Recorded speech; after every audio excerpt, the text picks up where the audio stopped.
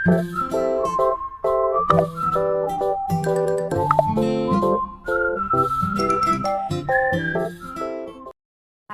of all, I would like to greet with you a pleasant day. Hi, my name is Jane Promon, and I am a basic 1B student. And in this video, I will share to you my answer on activity 4, which is the assigned country, and the country that I was been assigned was is a Palau. The culture of Palau, the traditional aspects of Palau are still prominent in everyday life of its people of the society. A traditional government operates in the conjunction with the federal government. Unfortunately, political issues have consistently occurred between these two forms of government over the 50 or so years, most notably over land rights. The Palawan language is another unique aspect of tradition culture. Matrilineal practices are still prevalent within the modern Palau. Of course, Japanese and American culture influences have been major contributors to the modern day mode of Palau. Communication styles of Palau, the traditionally Palauan styles of communication is more indirect than direct, but they've been heavily influenced by the US, and most Palauans are quite adept at switching communication styles depending on the context. Their greetings, the man to greeting men, a handshake is most common form of greeting, but between friends, it's often kind of a form arm grab. For a distance, it's either a pack held, tilt, shouted "uy," or close together. A woman greeting a woman is the same as of men get greeting a man, and while the greetings between men and women same as they've been handshake in the most common form of greeting, but between the friends it's often kind of form arm grab. From the distance, it's either pack head, tilt, and shouted "uy," or both. Personal space and touching. An arm length of personal space is usually fine for any speaking interaction between close friends or family of the same or different sex. True of arms is common, and sometimes a whole conversation can happen while holding hands. Gestures to beckon someone you a downward sweep with one hand. If you raise your eyebrows, it can mean affirmative answer to a question. People often point their mouths, but you can also point with a finger. Estimated measurement of fish, for example, are not done between the hands, but on an arm held out between the fingertips and other hand. The communication style of Filipinos will try to express their opinions and ideas they, diplomatically and with the humility to avoid appearing arrogant. The tone of the voice varies widely by large language, dialect, and region. Indirect communication.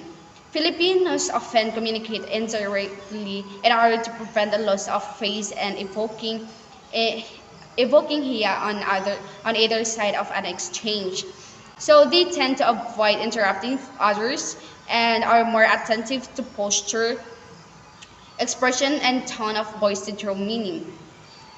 As speech is often ambiguous, and Filipinos may speak in the passive voice rather than an active to avoid being perceived as speaking harshly. Respect. When speaking to those who are older or a higher status, Filipinos tend to use a polite forms of speech at the end of the phrases. Sentence or question. At the end of the phrases, sentence or question, they will say po to demonstrate this respect for hierarchy. Laughter. While Filipinos often laugh in conversation, the meaning of the laughter tends to depend on the situation. At times, laughing it may indicate happiness or a pleasure, while other times it may be used to relieve tension. In some circumstances, laughter is used as an attempt to cover embarrassment. And that's for the comparison between the culture and intercultural communication of Palawans and Filipinos. And now let's proceed to the info commercial, which can be disseminated to those who will travel abroad. If you want to go in Palawan for a business, please do consider these followings. Dress. For men, long pants and collar shirt with or without casual without ties is acceptable. More casual attire is acceptable in many situations as well. Even shorts, flip-flops, and Hawaiian style shirts in meetings. While punctuality is usually important. If the meeting is important to you, then it's best to show you up on time. You should probably address the important people in the room if you start speaking. Otherwise, you should just greet everyone in the room. If you show up after other people are there, um, announce yourself when you enter the room. So small talk is very common at the beginning of meetings, but often the Palawans will be the ones who dictate the pace of the meeting. The negotiation. Palawans tend to be excellent negotiators. Decisions can often take a very long time by U.S. standards. Gift giving. Gifts are quite common in professional situation but not expected. Items brought from abroad are usually appreciated. If you know who you'll be dealing with, then bring something that everyone involved can enjoy, like food. Miscellaneous. Be very wary of leasing land. Because the ownership is often disputed and you could lose everything quite easily. Otherwise, if you go abroad, study abroad, if you want to study abroad officially in Palau, you should consider this following.